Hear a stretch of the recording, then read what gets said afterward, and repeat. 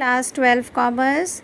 Today we will discuss regarding forfeiture of shares. Regarding this, I have already given you theory and many questions we have done in our previous classes. Okay, so without wasting any time, I think we should come up to this.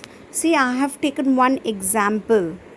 Here is the example for this. See, a company forfeited 400 shares upon which rupees 8 per share were called up and rupees 6 per share were paid for application and allotment.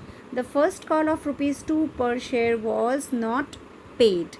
So you have to pass the entry for forfeiture of shares. You know the format. What is the format? Date, particulars, ledger folio, amount, debit and credit. In this question, since no date is given, so you will put a question mark in the date column since no date is given. Clear? Now see how to understand. Since in this question what is given? 400 shares upon which 8 per shares were called up. How many has been called? Rupees 8 has been called.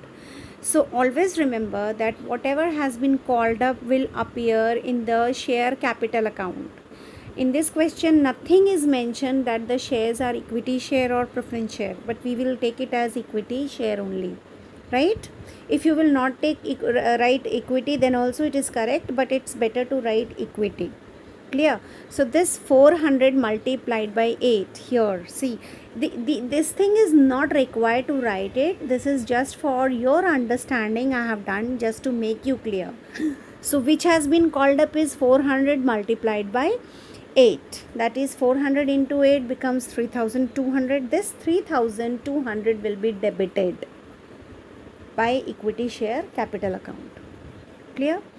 Now the amount which has been paid will go for forfeited shares account, and the amount which has not been paid will appear in calls in arrear account.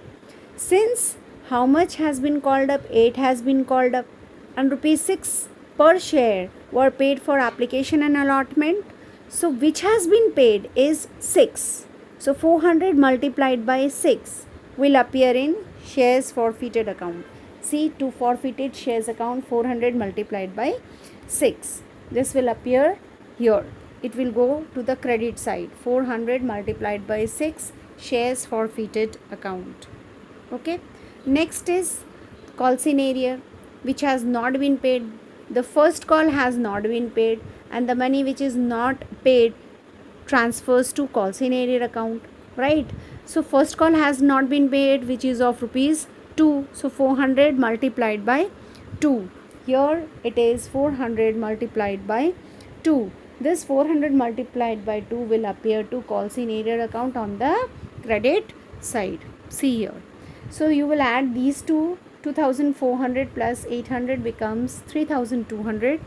3200 has been debited and 3200 has been credited, right? And your narration will be being 400 shares of rupees 8 per share called up, forfeited for non-payment of first call as per board's resolution number ... dated ...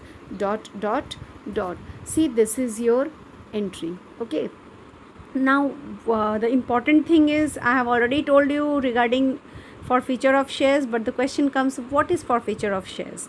Just a short while time I will take.